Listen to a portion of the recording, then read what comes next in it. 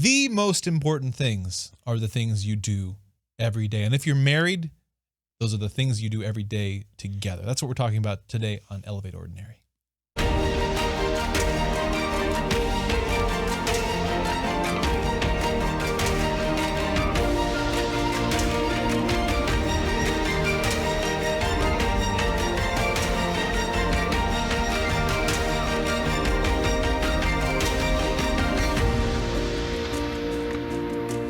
Well, hello and welcome back to Elevate Ordinary. I'm your host, JonMarc Grodi.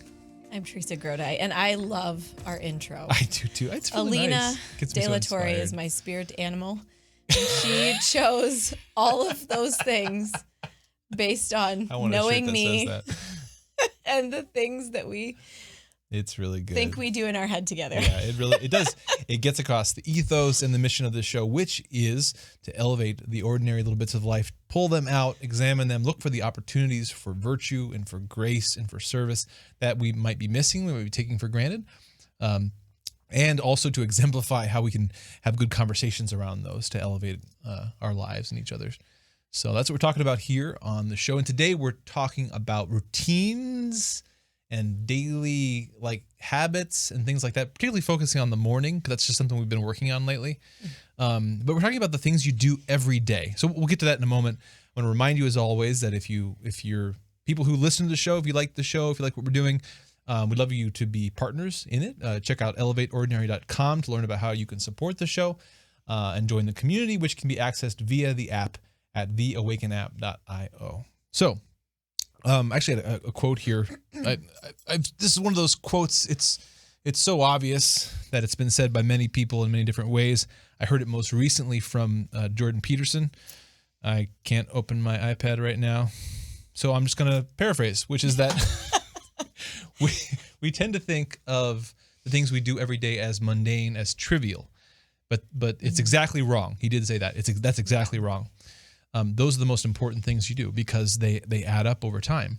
You know, if every morning you make breakfast and just the way it turns out in your family is that you're grumpy and you get angry at each other and you're yelling and stuff like that, and you do that every day for a week, for a month, for a year, that's a lot of yelling. That's a lot of. This is really specific. Sorry, I didn't mean to get so specific. It's really so fast. specific to me. We'll get there. The point is that if you want to make an impact in your life, don't focus on necessarily the big giant things you want to change. Focus on how can I start with something I do every day. You eat breakfast every day.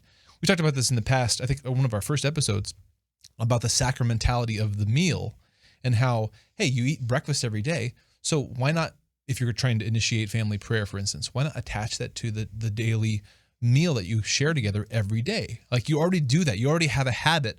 Why not build additional good habits upon that habit? Why don't you habit stack, as some people call it? And so too here, again, it's a similar focus that if you can fix or improve or elevate some of the things that you already do every day, well, you haven't just made one good decision, you've changed the trajectory of your whole month, your whole year, perhaps the rest of your life. And so that's what we want to talk about today is some of the dynamics, some of the things we've tried and failed at, some of the ways that particularly our morning, because that tends to be our most regular patterned part of our day, how it has changed over time and where we are at with it now. So yeah, we're gonna do that. You tell me. Any thoughts about this? So I think that before we get into our specific life, I want to give a tool that we have used for several years now, that is really applicable to every family, to every couple, to every person who has another person who works with them every day. And the book is, we always get this wrong. We always call it The Three Frantic Families. It's not called The Three Frantic Families. It's called Three Questions for Frantic Families. 3 Big Questions for a Frantic Family. I still got by it wrong. Patrick Lencioni. Yeah. And if you're Catholic and familiar with, well, actually, it doesn't matter. He's like a huge, big business guru. Yeah. He's motivator. A huge, what is he? Professional development. A COO or. Yeah, he writes books about leadership, about organizational management, that kind of a thing. And so what's interesting, about that book is that the principles that he applies to a business or to an apostolate or whatever, I mean, they're applicable in some sense to any time, as you said, you have a group of people who need to work together. Yeah. What are the 3 questions? The three He questions. kind of has distilled his stuff down into 3. And the book questions. is something, I think you read it in a couple of hours. Yeah, I'm a real slower short. reader, so it took me like a day or 2. It's called 3 Big Questions for a Frantic Family.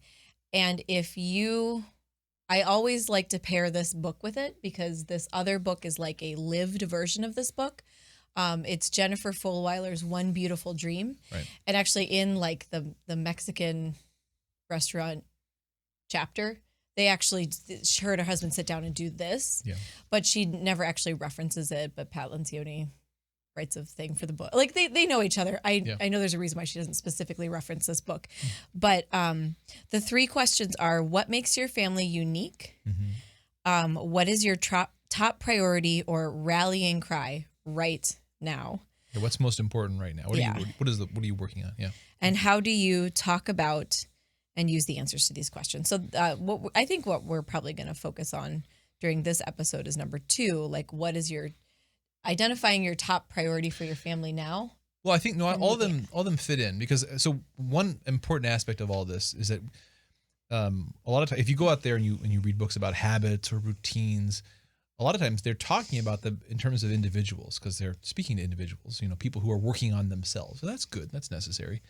But it's more complicated when you're married because you have to be doing these as a team. It's very easy to come up with all kinds of great plans about how you're going to improve yourself and great plans for the family and then go tell your wife about it. Yeah, well, I have not gotten past the Fly Lady's first day for years because a clean and shined sink and dishes done does not depend on me solely. Right, it's got to be a team effort. It's like little kids and my husband, and it's like, well, I'm not going to nitpick this incredible, like all of these dishes got done. Mm-hmm. I'm not going to nitpick this, So it's like when you do take someone else's habits or when you're getting habit advice, like you have to make it your own and your family's or you're going to cause discord within the family, Yeah. So there's really the 2 pieces of this. There's the practical ideas that you might experiment with in terms of trying to come up with, for instance, a morning routine for yourself and your family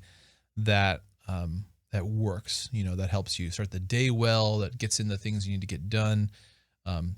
So there's the stuff, but then there's also the dynamic of you have to have a way to not just talk about this once or not just talk about this like when things explode and you're angry at each other and then you have to have a forced conversation about. That's how all my conversations sometimes that occur. happens, right? You need to have a kind of a system for making sure that this is going to be an ongoing discussion. We're going to try this out. We're going to try something new in the morning, new morning schedule. But we have a system in place, and that's the 3rd question, right? The 3rd question for I didn't understand that one very well. Well, so the point is that you know who you are as a family and as a couple, that you identify that right now we can't work on everything at once. What's the next change we're trying to make? Maybe your project is trying to get our mornings to not be yelling fest. That might be the thing. But then question number 3 is, do we have a plan for how we're going to not just say this today and then forget about it?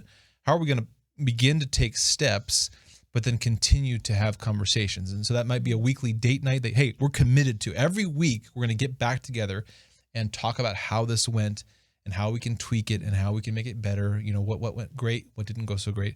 Maybe that's a weekly date night. Mm-hmm. Maybe that, in our case, we'll talk about it more, but we've rearranged our morning schedule so that every morning we're actually spending at least a half an hour or so having coffee and talking about our day, talking about our week. Whatever is pressing at that moment. Maybe that's the point is you need to have a plan for that because you can come up with the best plan in the world, but you have to be able to run the plan, examine how it went, and then tweak it, and you have to do that as a couple. Yeah, and the first question you kind of just like foo-foo over, like what makes your family unique? And you're like, family mission statement. How stupid. But what he's trying to get you to do is again stand shoulder to shoulder, like you did when you were dating and why'd you get married? What got you guys excited together? And if you can keep that in mind, then difficult times become seasons of life. Right. Where oh, she's postpartum right now. I hate to keep blaming it on me, but like we women, we live by cycles. And it's stupid to ignore that. Sorry, 1980s, but it's stupid to ignore that. I'm not sorry. Take that, 1980s. But, you know, like, yeah, like we go through difficult patches in child rearing or like whatever, like seasons, you know, taking care of other relatives, things like that. Or just, you know, having no babysitter or something for a season of time. And it makes it so much easier to deal and to problem solve and to think about things when we have the fact that, like, yeah, we got married for a reason. And I like standing shoulder to shoulder with this person and moving forward and tackling problems. You know, it feels like the habit of doing this, it feels so good it never feels good before you sit down and do it. I'm always resistant to it. I'm always like, I don't want to make another list. I don't want to make another plan. Everything sucks. You know, my life. And there's a spiritual side to that, right? There's resistance there. There's demonic oppression there. There's a voice that says this can't possibly be worth the discomfort of initiating this conversation can't possibly be worth it, although it always is. But then afterwards, you're just like, everything is better. Right. Wow. And you have a plan and you have a reminder of the plan and like, and it's a small-ish accomplishable plan. And you want to go make another baby? Yes. Well, like a lot of times our goals are like to get me healthy enough to have another baby. Or to solve my problems so I feel comfortable being pregnant and my kids won't die. Yeah. Well, I joke, but it's like that really, you know, like you want to work on your intimacy in marriage. You want to recapture your fire, or whatever the people say out there. I guess. The thing, whatever. You never feel more sexually attracted to your wife or your husband as when you guys feel on the same page again. Yes, no. That's when really true. you've gotten all that fluff out of the way and you're a team again. You remember, this is why we started this whole business in the first place. Is 'cause, you know. I think that's why people take vacations together. And I'm not saying vacations are bad, but I'm saying like they bring you back together. Yeah. But almost like without a plan. Right. You know what I mean? Like it's just a feeling like, oh, we always feel so good together when we go to this vacation spot, which is true. And I'm not saying you shouldn't go to this vacation spot, but you could have this vacation spot like in your house. Yeah. Like continuously working on, you know, the next problem or, you know, whatever problems, you know, because family is just always changing. The children are always changing. Whenever we have them in a routine, something changes. Yeah. You know what I mean? We always kind of have to assess what's next. And I mean, like, I wanted to be clear, like having a marriage, it never at one point is it certain that you are going to have a good relationship. Like it's a continuous turning back towards, you know, trusting in the grace of the sacrament, trusting in reality, trusting in your spouse, and then like working to attack a plan. Right. You know, once you've turned towards reality, once you've reconnected with your spouse, you know, then it's like, we're going to assess this thing, this big pressing thing. This is the thing. If we could get this out of the way, everything else would be smoother. Yeah.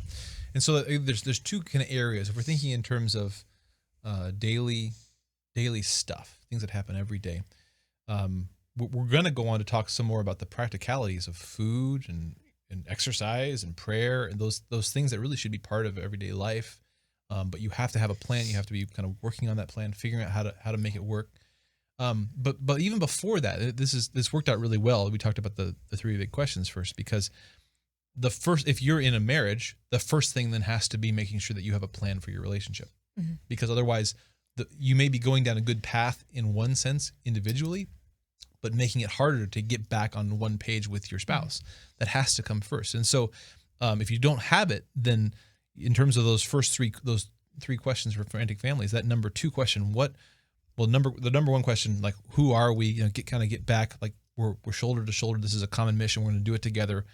Okay, good. Number two, like, what do we need to work on now? If you don't have some sort of plan for continuing to date one another, continue to talk, to be just like you would in a business, an organization, you have to be talking to the other people you're co-leading with, you're working together with. If you don't have that for your family, you need to work on that first. And so make that your first rallying cry. Hey, over the next month, we're going to make a plan. We're going to run the plan. We're going to tweak it until we figured out how to regularly get back on the same page, to talk about what's important, to dream again, to make plans, to try things, to tweak them. We're going to work on that plan first. That's and again, that may not be a daily thing. We're talking about kind of a daily stuff on this episode. It may be a weekly thing, but that really needs to come first, because if you want to start tinkering with the messy daily life, you need to make sure that that's happening in the context of a partnership. Yeah. And I don't want to pick on the fly lady. I really do at some day want to like accomplish this. I've been on this kitchen sink day. The fly lady. So this is like the fly lady is like Women somebody know with what I'm talking about. Oh, okay, people who are on YouTube and Instagram know what I'm talking about. Okay. It's like a 31 days to habits like that build essentially a life without clutter and stress in your house. Nice. Okay, so sorry. But like well, crap. Now I don't know what I was going to say. You didn't want to get down to the fly lady. Yeah. I don't remember. Anyway. But it was, so the way that we came about getting our new morning routine, which I realized like I'm going to have a baby soon and it's going to change. Things will change. Right. You know, and we'll have to revisit this again, which we do all the time. I mean, we change our schedules all the time. But the way that we came about our last morning shift was that you started, we were irritated by the way our kids act at Mass, but we can't really blame them because we can't give them individual time at Mass. And so like you were starting to take some of the kids to morning Mass. Yeah, for a while that was our experiment for about a month, is that I was going to daily Mass every day and trying to take kids with me every day, or at least, a few days out of the week. And so that was really good. About a month I did that. And it was real nice. It was really nice. And I was really grateful when he would come in the door and we'd all give him a hug or give the other communicant who was with him a hug. And like, I would speak to Jesus in my husband's chest. And it was beautiful, but it did mean that he was gone all morning and that I would have these like bouts of like resentment that I'd have to like fight with, like, no, he's at Mass. Like, this is what we decided. This is a season in life, like kind of just reminding myself this. But after a month or two, and we had kind of joked once, like, oh, we need to get you a waitressing job that's early in the morning, because if you could, me a waitressing job that's early in the morning, because I'm so extroverted. And when I can have like a happy, bouncy conversation with someone, it like makes me happy for the rest of the day. So we've been getting up. And then, so the way that after you went to Mass for all those weeks or whatever, and we'd even like received compliments from our priest and things like that. But JonMarc came home and he was like, you know what? I think that this time in the morning would be better spent if you and I just sit and have coffee for an hour and talk about whatever we want to talk about. Yeah. And at first I was like, no, how's that gonna, I want you to go to Mass. I want the kids to go to Mass. But then I was like, we did it a couple days, and the whole rest of my day was so much more positively interacted with the children, which was my main problem. Like, I'm just getting irritated and angry and frustrated at the kids all day. And like, that has tons of repercussions in how the kids act, Yeah.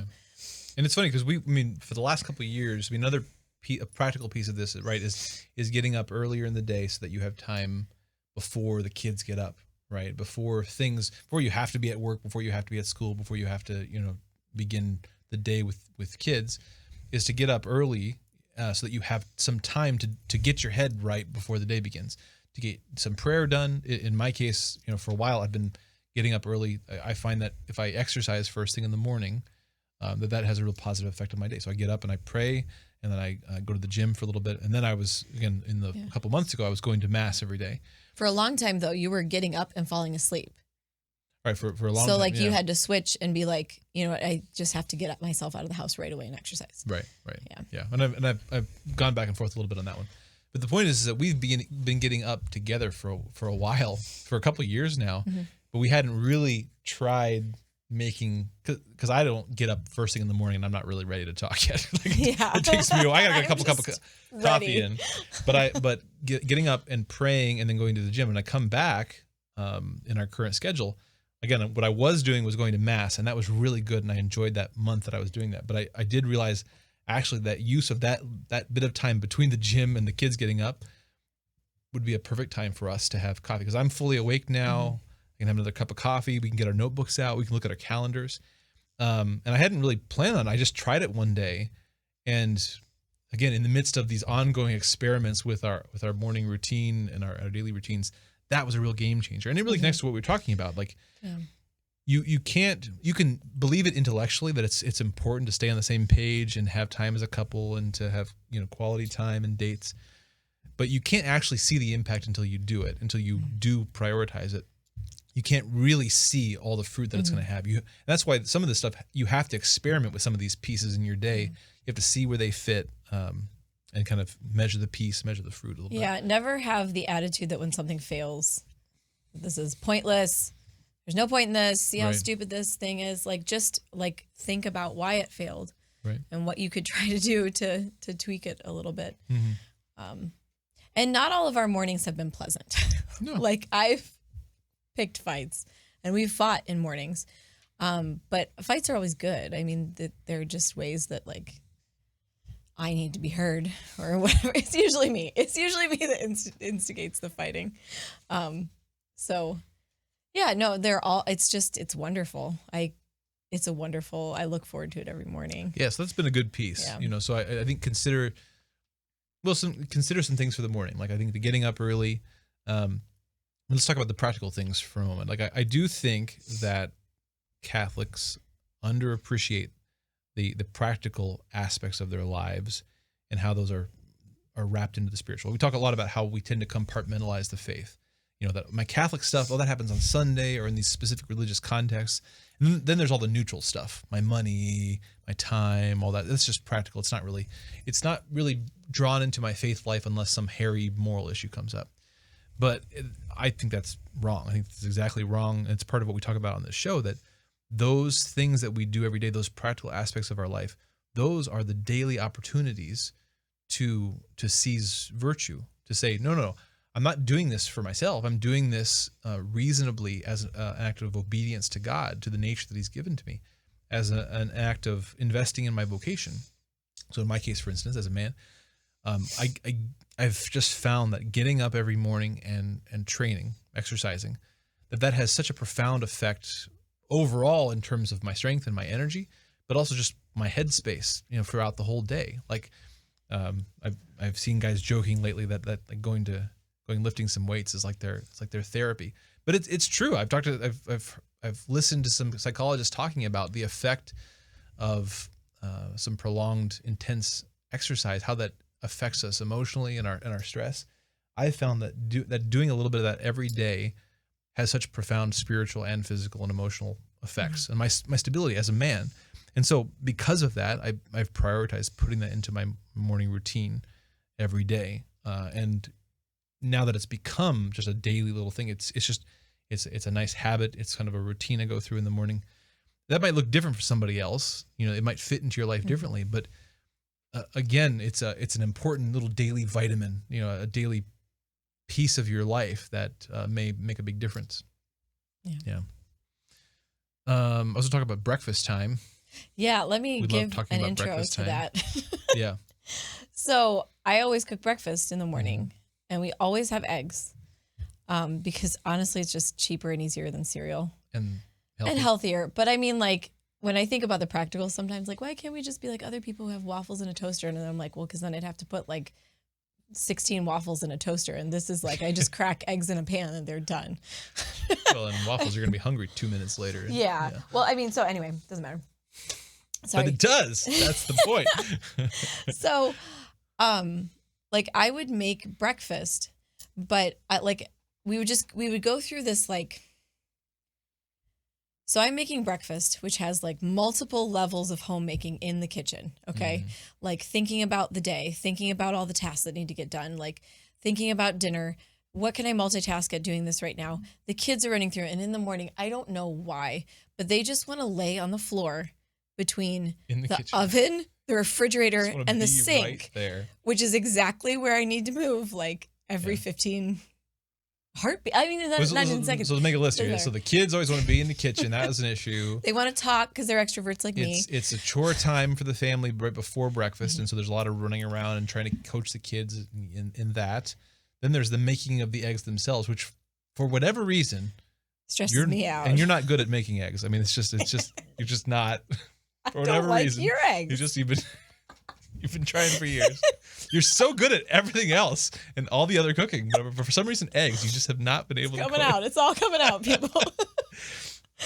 The point was that for a long time, this seemed like the necessary schedule, even though it was like every morning was stressful and the eggs didn't taste very good. And there was just like yelling and things, whatever. And I'm hounding the kids, but also trying to keep them out of the kitchen. Yeah. But the kitchen's like the center of our house. And so like, I'm trying to help them do their chores, but they're always running through. And so again, the point here is that we had tried something. It had not worked, but it took us like years to finally be like, hey, what if we like tried to shake this up a little bit? You said this. So he said, I'll make the eggs. Why and then I'm like, you know? no, because you do everything all the time. And he's like, no, just let me make the eggs. You just do whatever you think on your schedule is what you need to do. You know, you want to get ahead with the day. I think this kind of happened after we started meeting in the mornings, right? No, I think it happened before. Or right about the same time. I think it happened before. Okay. Well, no, because you would be at mass. It doesn't matter. So the point is it happened around the same time. We were talking about it though. We had gone from a place of just letting life happen to us. We were being more intentional about talking about these things and trying to work out a plan. I mean, that's the point here. But it is crazy how much it changed our entire day. Because I just go around and get all the to-do things that were swirling in my head while I was making breakfast. Mm-hmm. Like I'm just doing. Because you're getting ready for me to leave the house. This is part of this. Yeah. There's a temperament aspect of this. There's a daily schedule. There's a kind of work-home life balance to this. I think one thing I kind of observed is that during that time, I'm already on, and I'm working with the kids, and the kitchen is the central place of the house, and so it was very easy and natural for me to be making eggs because I'm good at making eggs. What can I say? I'm just good at making eggs. At the same time as I can be coaching the kids through their chores, and I can wrap a bunch of stuff in together into one task that for whatever reason that time of the day doesn't stress me out, but it did stress you out. Mm-hmm. So my suggestion was, well, wait a minute, why don't I just make the eggs and keep the kids doing their chores, and I can also do the dishes at the same time when the eggs are being cooked. So he added the dishes into that. And why don't you take this hour before I leave the house to go to work to get other stuff done? Yeah. To get yourself ready for the day. And it was like the light bulb went on. And I was like, gosh, this just makes so much sense. It has worked so much better. And we actually get to our breakfast time and we're all in better moods and we pray and we have our breakfast and then I even have some time to tutor the kids. Yeah. It's just worked out well. It was a lot of both pride and fear on my end that like you are taking on too much. Like you already do everything. I don't do anything. Well, you're just very available to us and you're willing and ready to sacrifice all the time for our family. So then I'm just like, and the one thing that I'm supposed to do in the morning, like I can't even do that. It is kind of funny, actually, in retrospect. Like you held really tightly onto the eggs for a long time, and I was like, But I think you make a good point that sometimes we hold on to what's familiar out of pride or fear or something else. Yeah, just being afraid that he was going to take on too much and get burned out, and it's just a pot of eggs. Well, and so like one step back from that, like pride and fear causes us to not be open to change and trying things new. But then the way that we address that too, there has to be in the context of knowing that, hey, we're working together, not just today, but over time, so that we can try some new things and experiment because we're going to come back and honestly say, hey, how's this going? Is it working? Do we need to try a new plan altogether? Like you have to have that. Otherwise that really exacerbates the fear because it's like, we can't give up our current plan. We might have no plan, you have to know that we're going to keep working together. So that's an important piece of all this. Yeah. And I think the reason why we wanted to talk about this today was just that like marriage is like continual discernment, life is continual discernment. I'm working right now to create a strategic plan for evangelization to families. And part of the curse of this plan is that you can't standardize the family. The church doesn't tell you what to wear, what parenting method to use for your kids. Like it doesn't give you all of those things because the church is intelligent, or the church is, wise. And all families are different. Temperaments are different within marriage. Right. Baggage is different within marriage. Yeah. Financial situations, et cetera, et cetera, et cetera. Like it's all different, but the one thing that you can teach families is how to discern as a couple. You can teach them discernment. You can teach them prayer. You virtues. can teach them virtue and principles. But again, as we talk about prudence a lot here on the show, prudence is then that touch point between all the head knowledge that then you have to apply to your actual practical life. Like, how do I be courageous in my life? What are my obligations? What are my duties? What are the practical, strategic, creative ways I might tackle those duties? And if you're married, you can't do that as an isolated individual. You're not two individuals with two halves of the marriage, two halves of the family life that you can just kind of run in parallel. There has to be working together, dealing with the mess, making a plan, running the plan, evaluating how the plan went, making a slightly different, better plan. Like that, there has to be that cycle in your life. And that's both to make your life work, but also to make your relationship work. Yeah, you remember that episode of The Office where Pam and Michael start a paper company? Oh, that's so good. It's such a great episode because it really does show the nature of marriage, the nature of relationships, where when one person is freaking out, chances are the other person is not freaking out at that moment. And so you can help that person be like, okay, let's make a list. This is all the things. Like, actually, Michael in that kitchen, when he freaks out, is exactly what I do when I freak out. I just say, everything's wrong. This thing is wrong. This thing. And JonMarc just sits there and he's like, okay, so you've said a lot of things that you didn't like. Let's write those down. Let's write them all down. So I wanted to share our latest Teresa freak out and our solution to it. Yeah, in terms of the three questions at the beginning, Lencioni's thing, this is our current rallying cry, our current answer to the question, what is important right now? What is the big thing that we're working on together right now? Yeah. And this was so it, right? I was mainly freaking out about the fact that like there's just clutter everywhere and we don't really have furniture or space solutions. When we wrote things down, like again, we had one of these discussions where we just like wrote down 100 things, like all these things we could tackle. And it's like, we can't tackle all those, but here's kind of a theme that pulls a bunch of those together. Hey, we could tackle those this month. Yeah. Right? And the theme that we came up with was like for this particular month. So our baby is due in March. And so for January, we were thinking, make the house a peaceful place for Teresa, essentially, before the baby. Yeah. Like, and so we had like, we picked like fix the living room. It was a lot of like physical declutter space issues. I guess those were the only two. It was two. working on our cleaning routines. But just like sitting down and thinking like, well, if we could spend any amount of money to make this solution occur, I mean, not without knocking down walls, you know, like what would it be? Like the kids can't talk at a normal level without Teresa's eardrums exploding. We need a carpet. So we need a rug to mitigate the noise. I mean, it was just so simple and it was done within a couple days. You know what I mean? Like, we need a new entryway solution.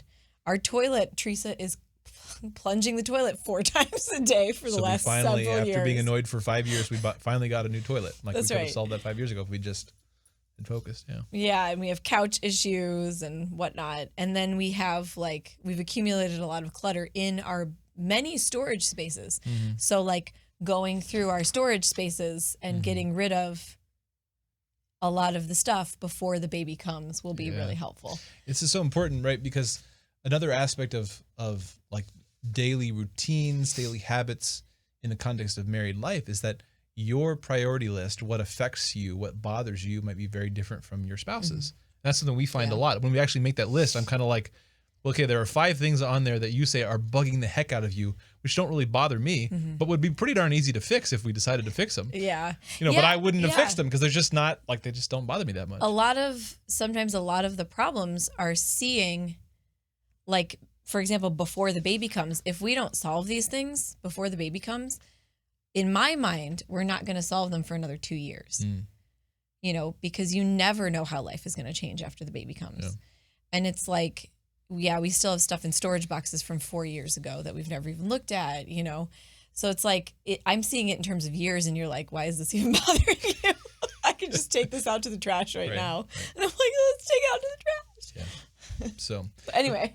I mean, so to start to land this plane, bring it to a close, again, the things you do every day are really important because they add up. You know, if they're positive, then you're piling up the wins. If they're negative, fix it because it's the thing you do every day. So the things you do every day are important, but they're a work in progress over time. Write down your normal freakouts and then ask yourself, where is the fear in this? So if you're always freaking out that the kids are in the kitchen in the morning while you're cooking, that's a good thing to write down and talk about. Be really realistic about your whole needs as a person. Like you do as a person, you need to pray every day. That should be your duty as a Christian, to know ahead of time, what is your plan for praying every day? If you're married, then having time in the day or the week, very intentional time where you're going to work together as a couple, you're going to talk, you're going to work things out, that has to be rock solid. And then beyond that, then there's some gray area there between those things and then the duties and responsibilities of life and work and parenting and all that stuff. In there, I think it's still very smart and I think necessary for individuals to say, do I have a plan for my health, for getting good sleep, for getting some exercise in? Those practical things, again, they really add up fast. And so addressing them is important. But then again, as I said, on top of this, if you're married, this has to be a plan that you work at as a couple. You have to be experimenting and making plans about the day-to-day life and troubleshooting those plans. And if you don't have a plan for how you're going to keep iterating this, going over them and discussing them and trying things over time, it's just not going to work. So you have to have that plan. And just knowing that your life is going to change. Yeah. And that it's not a daunting task to think of we are always going to be reassessing everything. But it's it's like running It's exciting a race when you're on for the same, people when you're who run together, races. you're working on it together. Yeah. Or doing good at sport for people who do sports. I don't know. I'm sure If you're into that sort of thing. if you're type A, this is right up your alley. Yeah. Well, I guess, one general thing we could say, and we mentioned it earlier, but you really must take into account that when you're not on the same page with your spouse, when you're not working at that and you don't have a plan for that, then the mess of family life can look really despairing. Mm-hmm. But take it from us. Take it as take our word for this, that when you invest in getting on the same page, and getting back to that, why do we get married? What do we have in common? Let's get excited again. Let's dream again. Once you work on that, then that mess becomes, as you said, an adventure, something exciting, something to tackle together, something you don't have to have all this fear for, because this is a project we're going to keep working on together, and it's fun to work on together. But you have to have that. You have to be doing it together. Yeah, it does make you want to have more babies, because it makes me want to have more babies. It's not like a scary thing. It's not like I don't trust my husband to help me and I'm drowning and he doesn't see it and whatnot. It's no matter what happens, we're going to figure this out and we'll make a plan, and seasons are short and we'll figure it out. We better end this episode. I'm getting all romantic over here. No, you're I'm gonna not. Go kiss you. Anyway, thanks for joining us for this episode of Elevate Ordinary. We hope there were some edifying bits of that going to help you inspire to keep running the race, keep ironing it out, do it together. If you're married, work on it together. As I mentioned at the beginning, if you like what we're doing on the show, please check out elevateordinary.com. Speaking way too fast. To learn about how you can support the show, be partners with us in this conversation, and download the app at theawakenapp.io. That's where the community is located. And once again, thank you for listening and for watching. God bless. We'll talk to you again. Talk to you again next week. Bye. A big thanks to Select International Tours for sponsoring this episode of Elevate Ordinary. Check them out at selectinternationaltours.com for your next spiritual pilgrimage. See you later.